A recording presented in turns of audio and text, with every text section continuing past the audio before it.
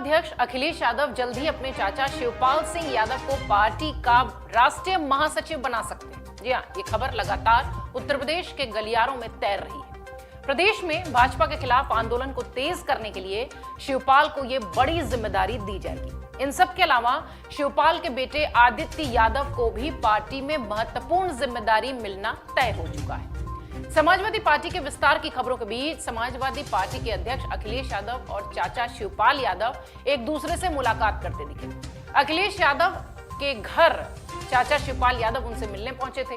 माना जा रहा था कि इस बैठक में दोनों नेताओं के बीच पार्टी के विस्तार को लेकर गंभीर चर्चा हुई है। यही नहीं, शिवपाल यादव की सपा में अगली भूमिका को लेकर भी यहां बातचीत हुई है, जिसका जिक्र हमने अभी आपको किया। इन मुद्दों को लेकर अखिलेश यादव और शिवपाल यादव के बीच मंथन हुआ। अति पिछड़ों और दलितों के साथ कैसे संगठन का विस्तार किया जाए, इस पर भी एक राय बनी। मैनपुरी लोकसभा चुनाव जीतने के बाद से सपा प्रसपा का विलय हो गया है, जैसा कि आप सब जानते हैं। और बीते दिनों अखिलेश ने यह भी कहा था कि शुभ दिन आने के बाद संगठन का विस्तार करेंगे। आखिरकार वो शुभ दिन आ ही गया। बीते विधानसभा चुनाव के बाद पहली बार अखिलेश राजधानी में लखनऊ में थे और शिवपाल उनके घर पहुंचे। दोनों के बीच करीब 45 मिनट तक सियासी मंथन हुआ। शिवपाल यादव के लिए हमेशा से कहा जाता है कि वो चुनावों के एक्सपर्ट रहे। सूत्र ये भी कह रहे हैं कि शिवपाल और उनके बेटे आदित्य के अलावा उनके साथ कंधे से कंधा मिलाकर चलने वाले नेताओं को लेकर भी नाम तय हो चुके हैं, समायोजित करने पर सहमति बन चुकी है। इस बार राष्ट्रीय और प्रदेश कार्यकारिणी में कुछ नए चेहरों को भी जगह मिल सकती है, ऐसी भी खबरें हैं।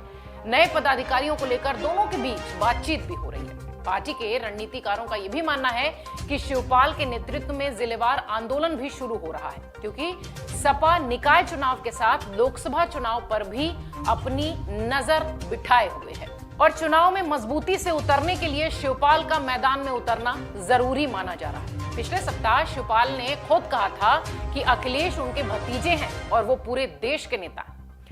मैनपुरी लोकसभा उपचुनाव में जीत के बाद अखिलेश यादव ने कार्यकर्ताओं को अब निकाय चुनाव और लोकसभा चुनाव की तैयारियों में पूरी तरह से जुटने के निर्देश दे दिए। पार्टी पूरी ताकत से इन चुनावों में उतरने की रणनीति पर काम कर रही है।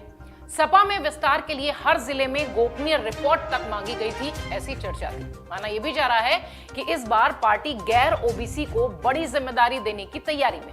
वहीं अनुसूचित जाति के लोगों को जोड़ने के लिए इस वर्ग से भी कई नेताओं, कई चेहरों को अहम पद और जिम्मेदारी दी जाएगी। दरअसल आपको बताते हैं कि शिवपाल और अखिलेश की मुलाकात कैसे हुई। लखनऊ में शिवपाल के आवास पर इससे पहले 21 दिसंबर 2021 को अखिलेश यादव गए थे। दोनों के बीच यहां बातचीत हुई थी।